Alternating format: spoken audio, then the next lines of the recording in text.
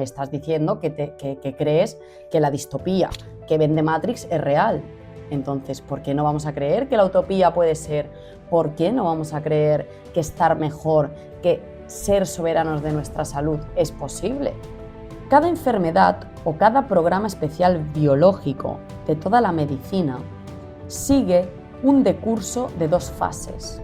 Es decir, primero se produce una fase de conflicto activo, fría, simpaticotónica, a partir del DHS, y después, si se llega a una solución del conflicto, aparece una fase de reparación o de solución del conflicto, denominada también fase caliente, entre paréntesis fiebre, o vagotónica.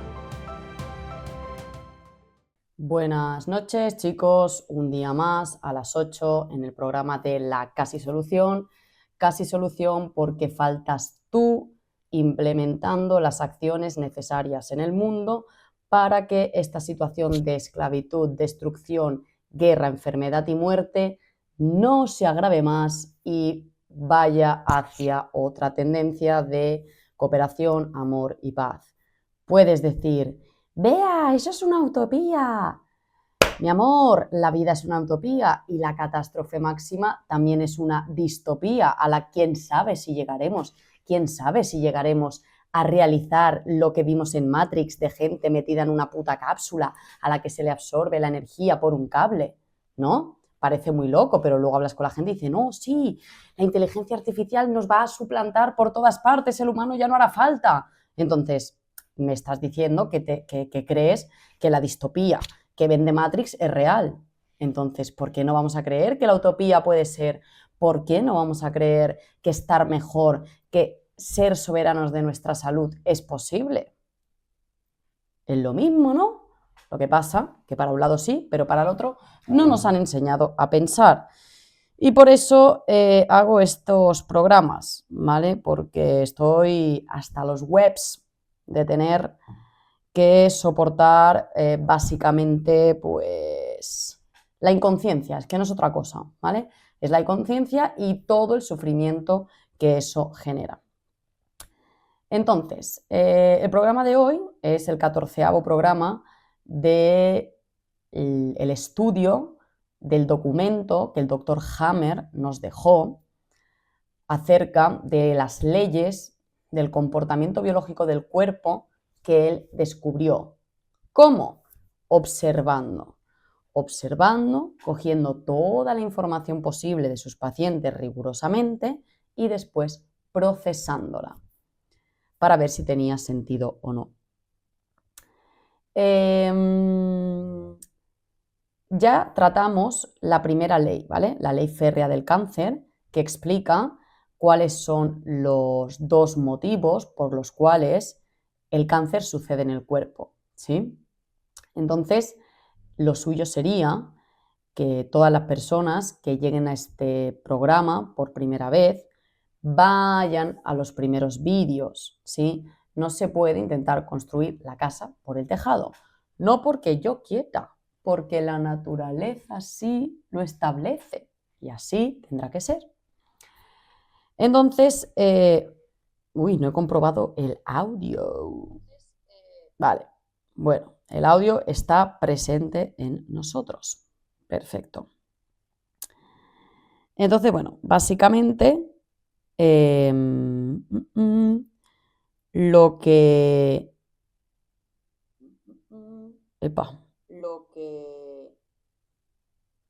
Vale. Entonces, básicamente a lo que lo que recomiendo es que se vayan a los primeros vídeos, se coja toda la información paulatinamente y en orden cronológico y luego pues se irá alcanzando todo el conocimiento necesario.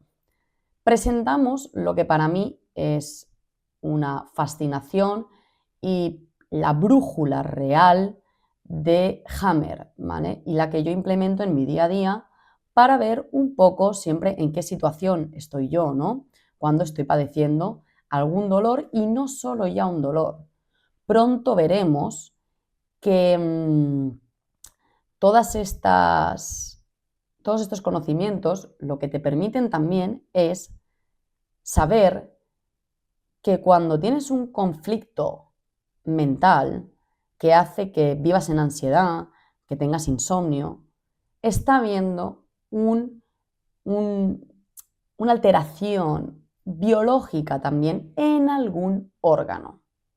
Y por lo tanto, aunque no te esté doliendo, aunque no estés notando nada, ya vas a coger la responsabilidad de solventar eso, porque tú no quieres que la modificación biológica dure mucho en el tiempo, porque entonces la reparación será fuerte.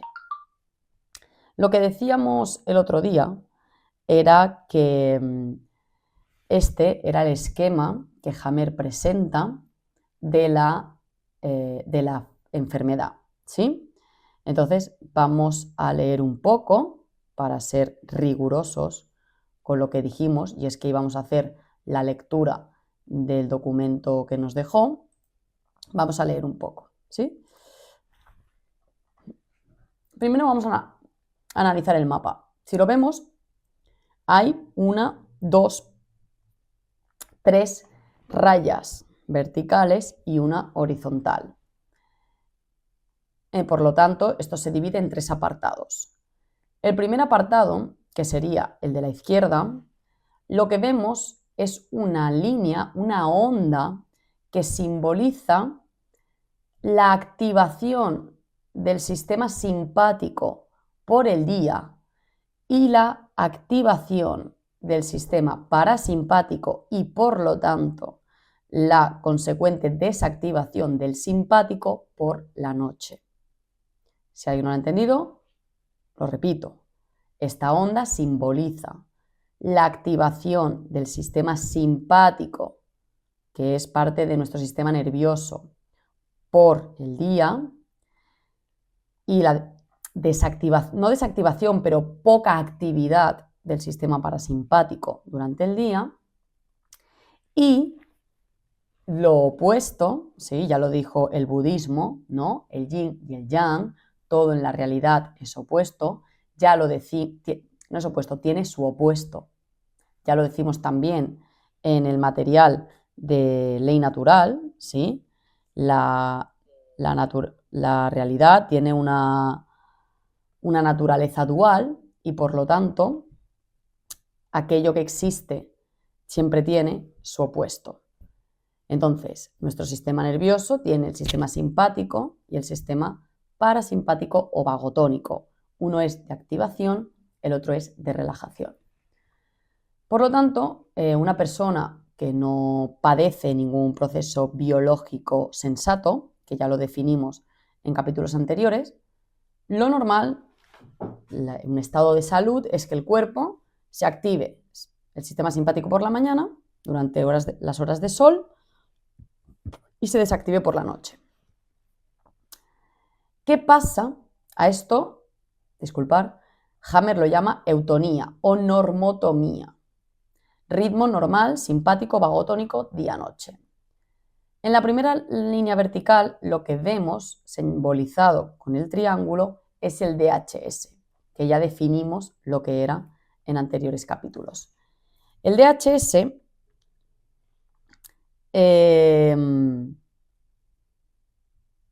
es el momento en el que se da el problema que tu ser, que tu psique percibe como un peligro sin solución aparente en ese momento. Si no, no se considera un DHS. ¿Por qué? Porque no activa ningún programa de emergencia. ¿Sí? Es decir, para considerar para considerar un evento traumático o con especial intensidad emocional para nosotros y que consideramos como un peligro, es necesario que se active la inhibición de acción. Es decir, que el ser que vive esa experiencia sienta que no hay solución. Entonces, se quede paralizado, no pueda pasar a la acción para solucionar eso. Y por lo tanto, la biología coja el rol de solucionar ese problema. ¿Vale? Es un proceso biológico arcaico. Es un proceso biológico de siglos y siglos de evolución y mejora dentro de nosotros. Entonces, una vez sucede este evento, ¿qué pasa? Que como el ser no está activado, se activa la biología. ¿Y cuál hemos dicho que era la parte del sistema nervioso que ejerce la activación? El simpático. Por lo tanto, aquí lo que vemos en el segundo fragmento, dividido por las dos primeras líneas verticales, es que hay una altísima actividad del sistema simpático y no se activa el parasimpático. Dice, aquí esto le llamamos la fase de desarrollo del conflicto. Se caracteriza por una simpaticotonía duradera, es la fase activa de la enfermedad cancerosa y es el crecimiento del cáncer. Bueno, esto no es del todo así. Hammer, claro, esta era la segunda ley que él definía, pero cuando él vio más adelante, y por eso están las siguientes leyes, que dependiendo de la hoja embrional de la que deriva el órgano, la patología o el proceso biológico sensato se manifestaba de una manera o de otra, veremos que esto no es siempre así. Hacer un modo de resumen, luego veremos. Teniendo en cuenta los órganos que en la fase de conflicto hacen un crecimiento celular, llamado cáncer, ¿vale? ¿Qué pasa? Cuando llega la CL, que vemos en la segunda línea, que es la conflictiólisis, lo que sucede es que se ha solventado el conflicto. Entraremos en profundidad en qué significa solucionar el conflicto, porque solucionar el conflicto no es tú decirte a ti mismo, ¡ay, no pasa nada, ya está! No, estamos hablando de procesos biológicos arcaicos programados automáticamente dentro de tu psique. Es como decir que si yo ahora quiero pararme el corazón, me digo a mí misma, venga, va, corazón, párate. ¿Eso significa que se vaya a parar? No, no significa eso, ¿vale? Por lo tanto, no caigamos en el error de pensar que solucionar un conflicto es decirme a mí mismo, no, ya no me importa que mi hija se haya ido de casa, vale, ya está, no pasa nada. Eso no quiere decir que tú sí que lo vaya a entender, ¿sí? Ya profundizaremos más en esto y veremos que efectivamente hay conflictos que por su carácter, por su naturaleza más, no más abstracta, sino que por su función más secundaria o terciaria en lo que a supervivencia respecta del humano. Es decir, que ya me lío yo con la complejidad del vocabulario. Hay conflictos que como no ponen en riesgo la supervivencia del individuo, digamos que serían de orden secundario o terciario, esos sí podrían solucionarse con un trabajo mental de creencias. Pero hay otros que afectan directamente a la psique en un modo de peligro, supervivencia. Por ejemplo, si tú vives una situación como que te falta el aire, ahí el programa no entiende de creencias, ¿sí? Si te falta el aire, te mueres. Por lo tanto, activo el pulmón y te doy más pulmón. Genero proliferación celular.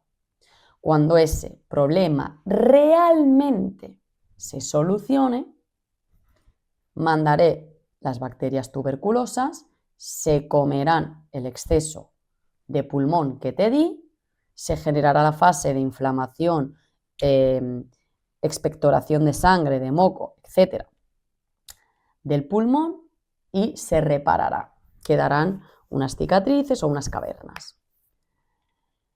¿Qué es lo que conocemos como la fase de curación o la fase de reparación? ¿Vale? Entonces, digamos que para que el desarrollo del conflicto finalice, se le tiene que dar una solución al conflicto, ya sea a través de las creencias o ya sea una solución física real. Ya entraremos más detalle en esto. Una vez se soluciona, pasa lo contrario. El sistema simpático se apaga, digamos, se desciende drásticamente y se activa el vagotónico. ¿Por qué? Porque digamos que tú has hecho un desgaste tan fuerte del cuerpo para solucionar ese problema que ahora lo que te exige es stop. Por eso te da inflamación, te da cansancio y te da dolor, para que te estés quieto y pueda reparar. No es para que tengas miedo, no es para que sientas que te vas a morir, es para que pares. ¿Qué pasa? Que esta fase puede provocar la muerte cuando es muy intensa, pero que según Hammer, eso sería el 2% de los casos, el 2%. Y estamos hablando de que actualmente el índice de mortalidad de algunas enfermedades, en concreto el cáncer, que es por donde empezó Hammer, está muy alta. La supervivencia no está en un 98%. ¿Qué es lo que Hammer dice? Si nosotros entendemos estas fases y no provocamos con nuestros diagnósticos, con nuestros tratamientos, no provocamos más conflictos, eso tendría que ser superado por la persona, siempre y cuando solucione el problema inicial y no provoque más.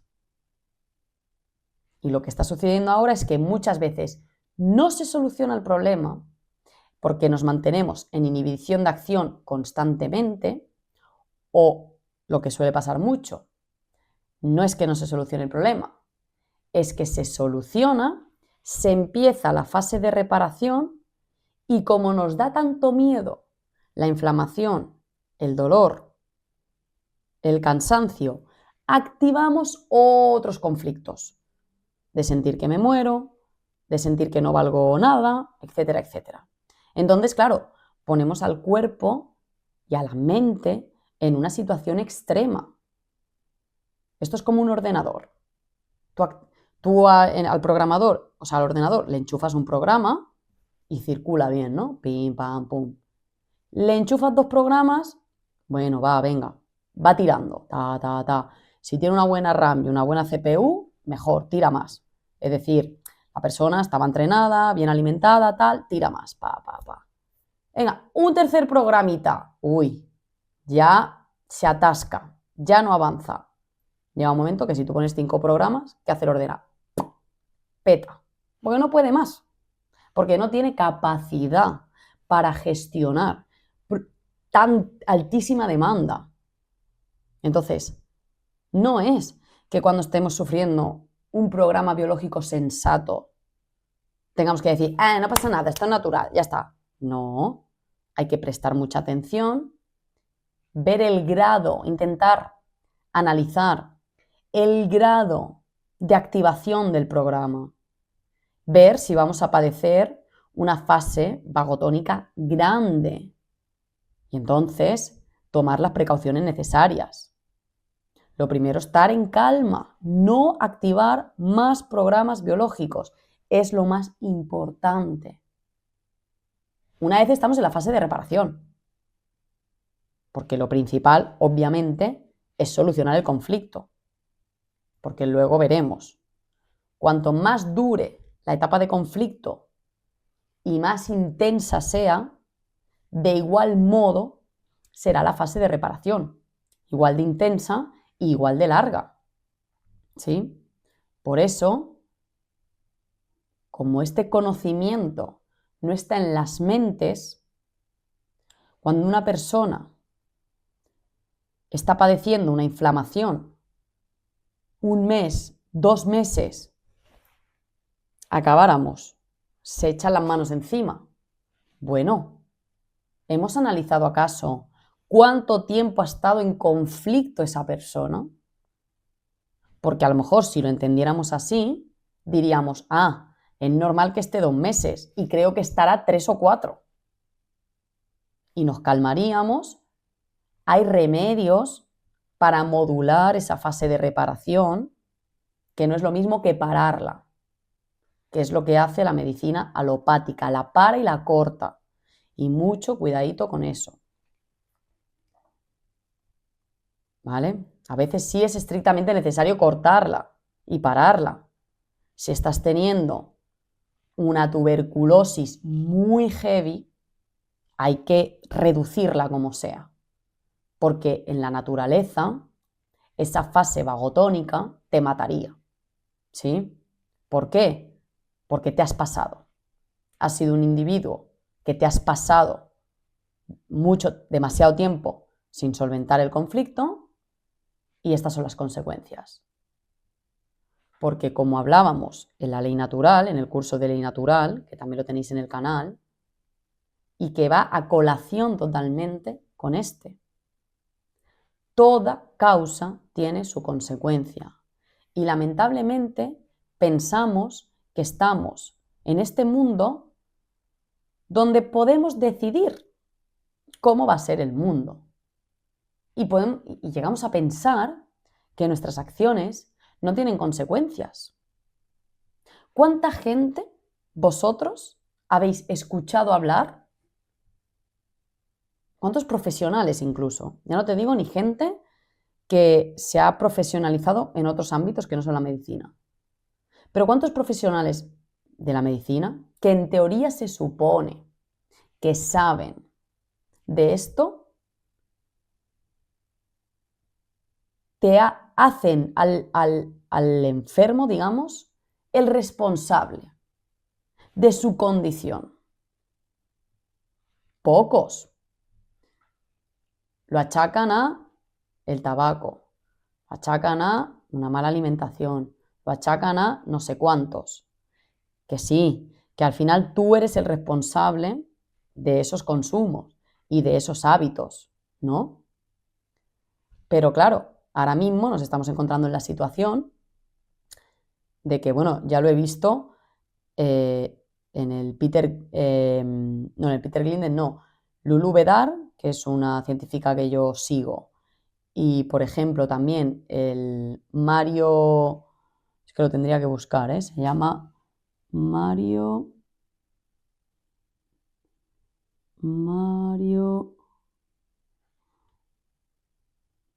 ay, ¿por qué no está? Lo buscaré vale, Mario PTFT, ¿sí? Él se dedica, es fisioterapeuta y bueno, tiene un canal súper extenso con un montón de seguidores sobre patologías oncológicas y cómo trabajarlas y todo. Él también lo comenta, cada vez hay más gente joven sin ningún factor de riesgo, ni fuman, ni tienen mala dieta, es decir, se cuidan, hacen deporte, 0 factores de riesgo. Y cogen una enfermedad, manifiestan una enfermedad. ¿Qué pasa? ¿Qué es lo que está pasando? En ese momento no te queda otra que decir, o es un castigo divino del Señor sin ningún motivo, porque es malo y punto, o tiene que ver con alguna acción donde tú estés involucrado. Ahora bien, ahora están sacando otros factores de riesgo. No, ahora es el ambiente, ahora es no sé cuántos. Vale, lo que tú quieras, ¿sí? Pero la cosa es que hay gente que fuma y nunca padece esta patología, hay gente que come bollicaos eternamente y no padece esta patología. ¿Cómo podemos asegurar que esa es la causa? No se puede. Por lo tanto, tiene que ser otra. Y deberíamos de esforzarnos en encontrarla. Digo yo. Total, que una vez hemos solucionado el problema, llegamos a la fase de reparación, que la vemos aquí en el recuadro de la derecha. Y esta está subdividida a la vez en dos etapas. La primera se llama PCLA, post-conflictiólisis fase. Luego viene aquí un pico simpático tónico, es decir, durante la fase vagotónica, que el sistema simpático está prácticamente dormido y lo que está en ejecución es el vagotónico, el de relajación, el que permite que frenes, no gastes energía en nada para poder reparar. En un momento, entre la primera fase de reparación y la segunda, se activa. Luego ya veremos cuál es el sentido, ¿vale?, de esta crisis epiléptica o epileptoide que le llamo Hammer. Y si se supera esta crisis, esta fase de subidón simpático-tónico, ya empieza la segunda fase de reparación y una vez la superamos, volvemos a nuestro estado normal. La primera fase, la fase A, él la llamó fase exudativa. ¿Por qué? Porque aquí digamos que es cuando empezamos a drenar líquidos, ¿sí? Por eso es la fase, normalmente, donde aparece la fiebre y donde aparecen las inflamaciones con líquidos alrededor. Y es la fase de más dolor, digamos. Una vez la superamos y aparece la epicrisis, que la epicrisis, digamos, que es como una muletilla que ha puesto ahí la naturaleza para ver si realmente has solventado el conflicto. Es para asegurarse de que está solventado, sí. Y lo que hace es volver por unos minutos a la fase del conflicto. Y si ahí ya lo superas, se acaba de hacer la última reparación o la última fase vagotónica, que ya es la de cicatrización, ¿sí? Donde había una úlcera se acaba de rellenar, donde había un cáncer y en la fase A las bacterias se lo han comido, pues acaba de cicatrizar esa caverna, ¿vale? O ese relleno. La fase epileptoide esta es como una comprobación que hace el cuerpo.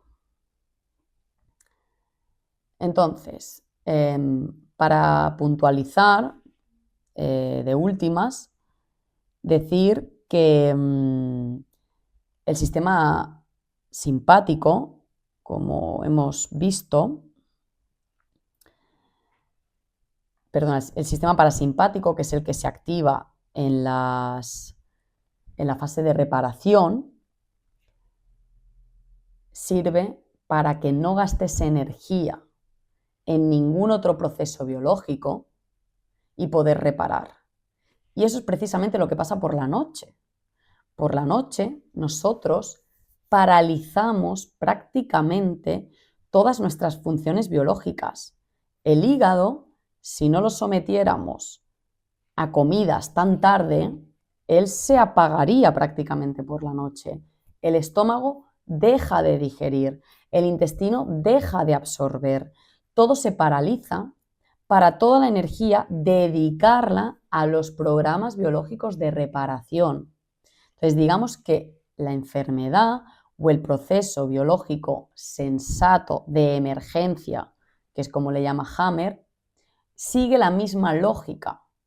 Es como cuando ves un peligro o el león en la selva ve un peligro, ¿qué hace? ¡Pa! Adrenalina, cortisol, pa, pa, pa, pa, pa, a correr. Sistema simpático a full de power. ¿Qué pasa? Que ahí hay un desgaste impresionante. Luego, ¿qué pasará? Pues que hay que dormir y relajarse, ¿no? ¿Qué pasa, por ejemplo, cuando vamos al gimnasio? Y machacamos el músculo, sistema parasimpático, activación, generamos micro roturas porque lo forzamos mucho, tal. Luego, ¿qué pasa?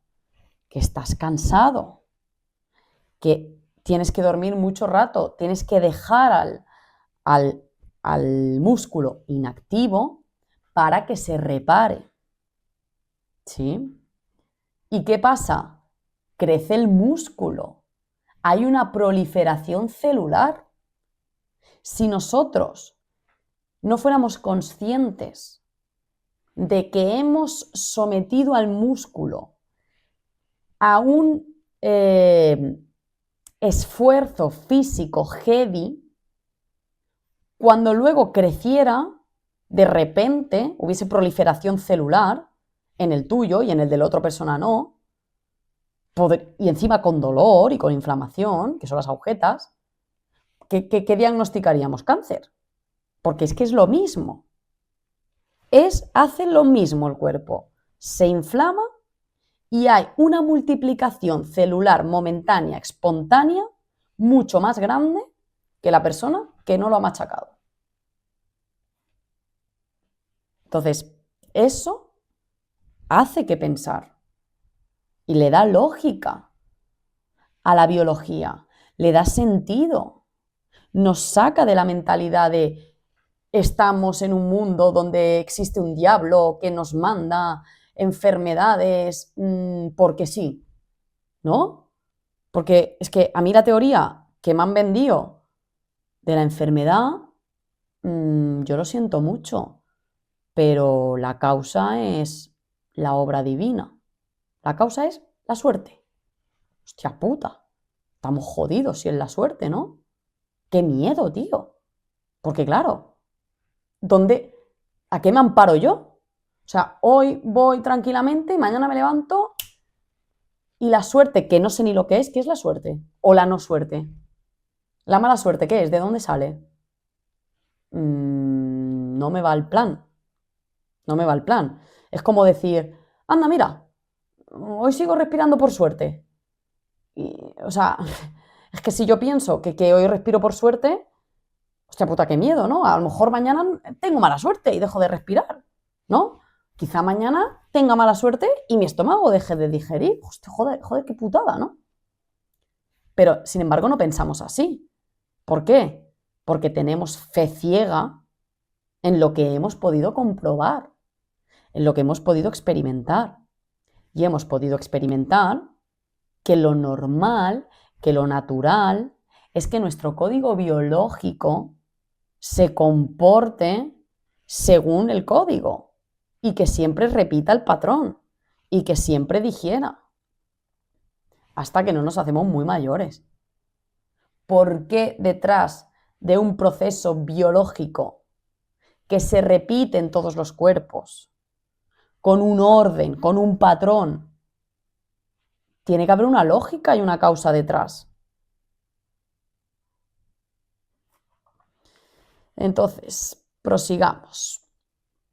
¿Qué dice? ¿Qué explica acerca del esquema? Dice, este esquema se puede ver representado a la izquierda, el ritmo normal de día y noche, lo que hemos visto, que tras el DHS tenemos la fase de conflicto activo, llamada fase de estrés, fase de día permanente o también de simpaticotonía permanente. Tras la solución del conflicto, simbolizada con un CL, también llamada conflictiólisis, sigue la fase de reparación o fase nocturna permanente, llamada también vagotonía permanente, interrumpida por la crisis epiléptica o epileptoide, que es el punto de cambio de la fase de reparación. Desde ese momento en adelante, el organismo tiende a retomar de nuevo la normalidad. Al final de esta fase de reparación, se vuelve al ritmo normal día-noche. Cada enfermedad o cada programa especial biológico de toda la medicina sigue un decurso de dos fases, es decir, primero se produce una fase de conflicto activo, fría, simpaticotónica, a partir del DHS, a lo que llamamos fase CA, y después, si se llega a una solución del conflicto, entre paréntesis, conflictiólisis, aparece una fase de reparación o de solución del conflicto, denominada también fase caliente, entre paréntesis, fiebre, o vagotónica. Llamamos también a esta fase de posconflictiólisis, abreviadamente fase PCL. Toda enfermedad que conlleve una conflictiólisis prevé también una fase activa y una fase PCL.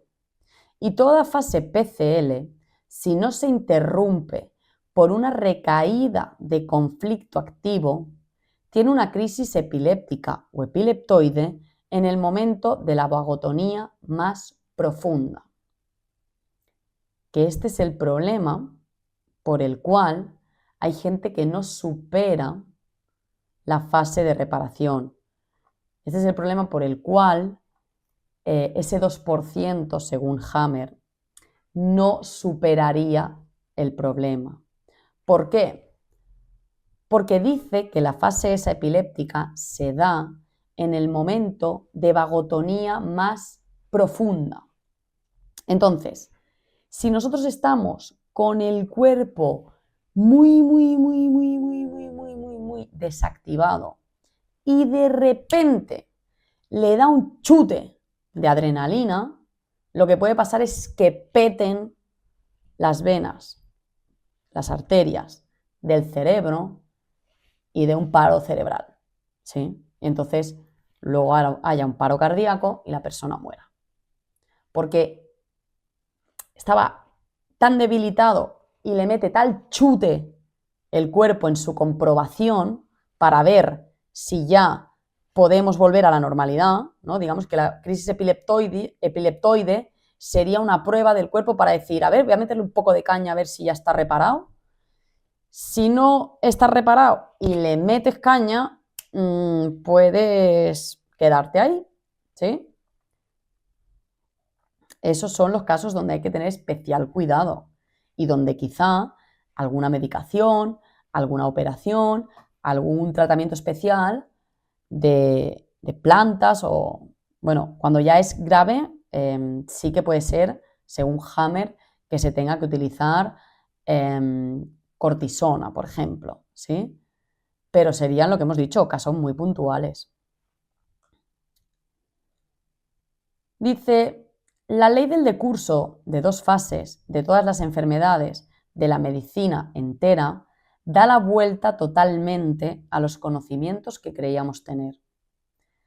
Si hasta ahora conocíamos aproximadamente algunos cientos de las denominadas enfermedades, con una observación mejor resulta que en cerca de la mitad de estas supuestas enfermedades el paciente tiene las manos frías, las zonas periféricas frías y que en la otra mitad de las supuestas enfermedades el paciente tiene las manos calientes y normalmente fiebre.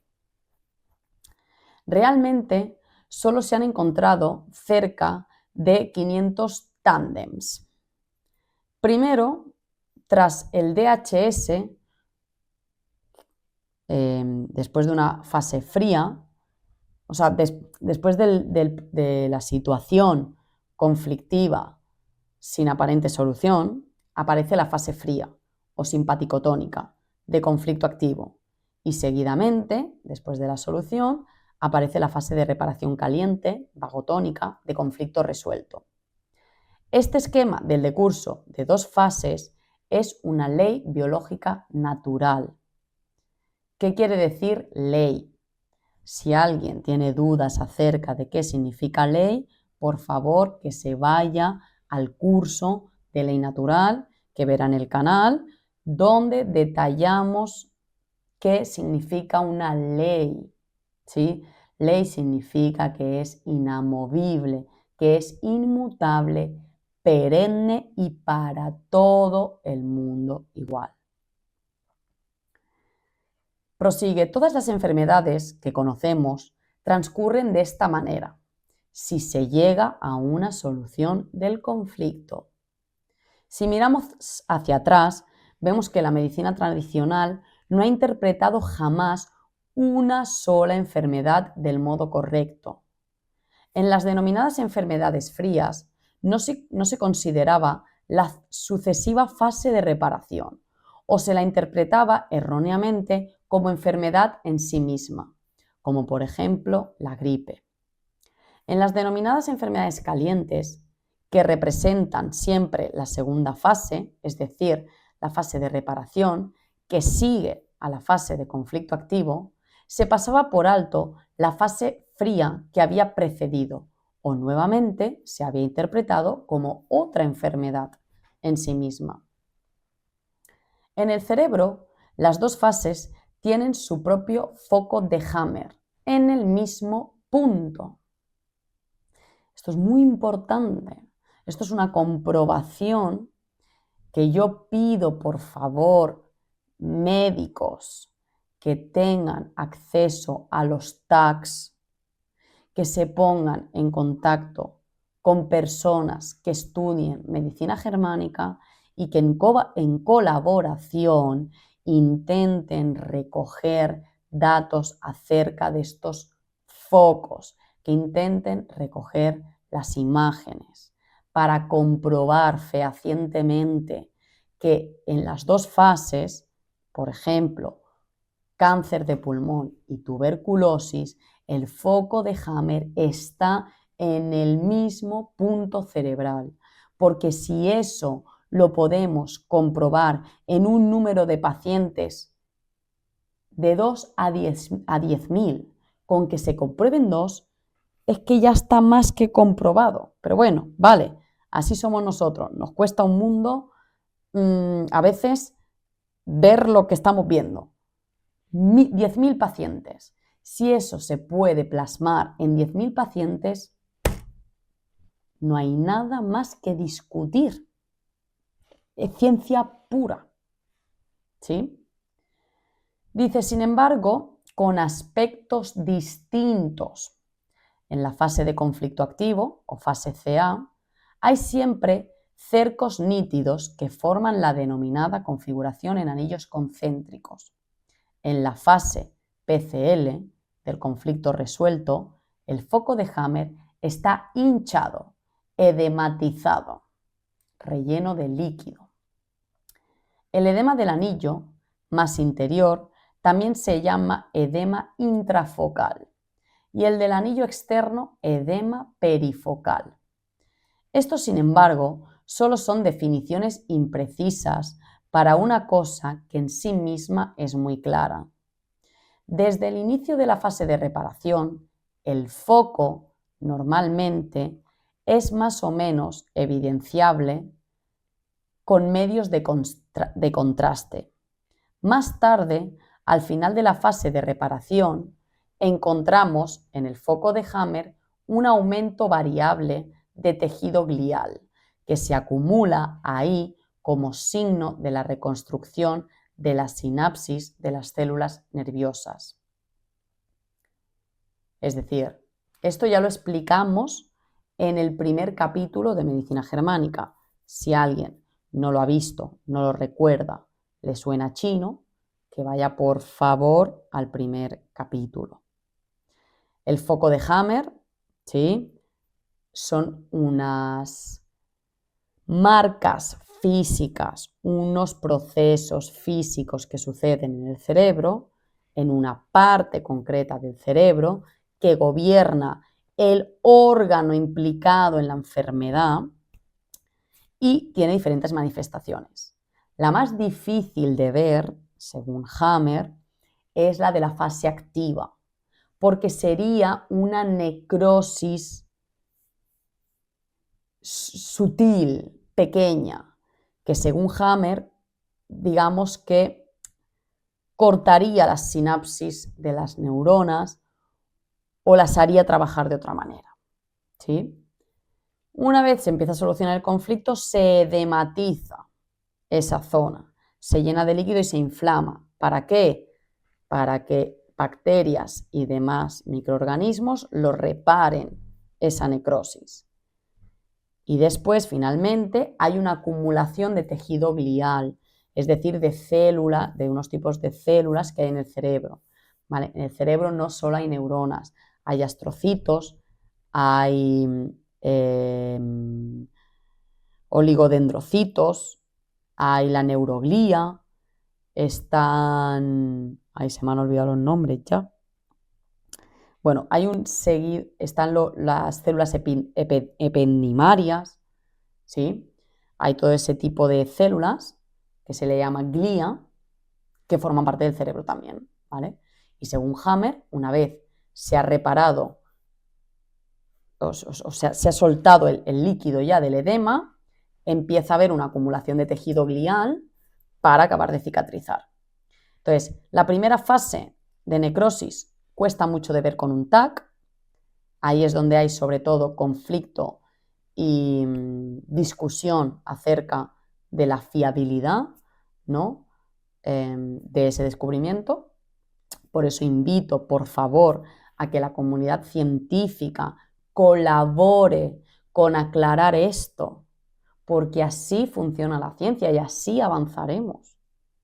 Es necesario hacerlo para, en vez de creer, comprobar, saber, confirmar. Pero las fases de edematización y de tumoración, que serían las dos respectivas a la conflictiólisis A y conflictiólisis B, perdona, sí, A y B, esas sí se pueden ver con TAC, especialmente con contraste, que luego hablaremos de si conviene hacerse TACs con contraste o no, porque el contraste muchas veces agranda, da una sensación de que es más grande lo que hay de lo que luego es, porque no olvidemos que un TAC es una máquina óptica diseñada por el humano, que va por rayos y va por programas. Por lo tanto, no podemos asegurar que 100% estamos entendiendo lo que vemos, aunque pueden ser muy útiles. Dice, estos gliomas, ¿sí?, que se dan al final de la fase de reparación, por sí mismos son inocuos, pero hasta ahora se han considerado, como bien sabemos, como tumores cerebrales y como las supuestas metástasis cerebrales, cuando en realidad, por suerte, eran focos de Hammer en fase de reparación o finalmente ya curados y cicatrizados. Aquí entramos en otro problema, que es cuando a lo mejor a una persona le duele la cabeza por migrañas o por otros motivos y le encuentren una cicatrización de un foco de Hammer que tuvo hace años y de repente le digan que tiene un tumor, ¿sí? Entonces, como yo lo veo en la situación actual y sabiendo lo que sé ahora de medicina germánica, hacerse pruebas de imagen en el cuerpo es peligroso si no conocemos la medicina germánica. ¿Por qué? Bueno, perdona, otro requisito. Es peligroso si no conocemos la medicina germánica y si nos sentimos bien. Si estás mal, entonces tiene un sentido, que es ver qué está sucediendo. Pero si no conocemos la medicina germánica y no hemos procesado el hecho de que existe la posibilidad, con mucho respaldo científico y de comprobaciones, de que existen bultos que son cicatrizaciones que se pueden malinterpretar, podemos meternos en un follón guapo, ¿sí? O podemos tener suerte. Por ejemplo, una persona que ha tenido un cáncer de glándula mamaria, por ejemplo, y se ha solucionado. El cuerpo tiene dos opciones. En la fase activa va a haber proliferación, depende de si es más intenso o no el conflicto, más rápida o más lenta, de la glándula. Cuando se llega a la solución del conflicto, eso se para. Ahora el cuerpo en la fase de reparación tiene dos opciones. O mete bacterias tuberculosas y degradan el tumor y es expulsado por el pezón, todos los excrementos y demás, bacterias, líquidos y tal, pus y todo eso, o lo encapsula en caso de que no haya bacterias. Lo mejor es que haya bacterias, porque claro, encapsulado, uno, molesta, dos, visualmente la persona puede ser que le queden secuelas psíquicas y que recaiga en el conflicto. Tres, si algún día se activa, no va a empezar de cero, va a empezar ya desde el tamaño que tiene. Entonces lo mejor es que haya bacterias tuberculosas y se lo coman. En caso de que no haya, porque nos hemos hecho cosas previamente, lo encapsula. Si por suerte la persona no le ha dolido el proceso, porque no ha sido muy intenso o simplemente le molestaba y seguía en su rollo y tal, y se va a hacer el TAC o la mamografía cuando ha cicatrizado, el diagnóstico es fibroadenoma o fibrocarcinoma. Fibrocarcinoma es. Y no pasa nada, es inocuo. Pero si esa persona se llega a hacer el análisis unos meses antes, cuando eso está en activación, válgame el diagnóstico y todas las consecuencias que eso conllevaría. Entonces, por eso insisto tanto en que es muy importante conocer la medicina germánica. Como siempre, me he enrollado un poco y he leído lo justo. Próximo día intentaré ceñirme un poco más al texto. Pero es que me apasiona la segunda ley y quería expresarla un poco mejor. Lo vamos a dejar aquí, ¿sí? Y el próximo día seguiremos con el cuadro, seguiremos desarrollando la segunda ley, ¿sí? Detallando un poco más, pues, qué significa la solución del conflicto, ¿vale? Qué significa la crisis epiléptica, ¿sí? Y, por ejemplo, aquí explica el ejemplo del infarto cardíaco, que a mí me parece muy interesante. ¿Qué significa solución biológica de un conflicto? Y aquí nos detendremos y la desarrollaremos bien, porque esto se puede malinterpretar. Y parece ser que ponen un ejemplo. Mira, ejemplo, solución de conflicto biológico mediante carcinoma intersticial del testículo. Y esto es un ejemplo de un paciente de Hammer, ¿vale? Y aquí veremos la imagen de cómo estaba y que se solucionó. Vale, ponen más ejemplos. Sigue con la segunda ley, vale. Luego todas las alteraciones que pueden pasar de la idealidad.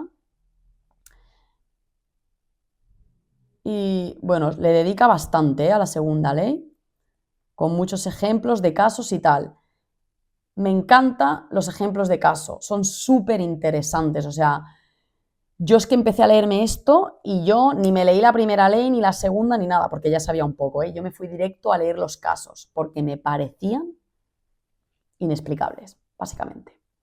Entonces, bueno, el próximo día entramos en materia y a ver si nos da tiempo a mirar unos cuantos casos, ¿vale?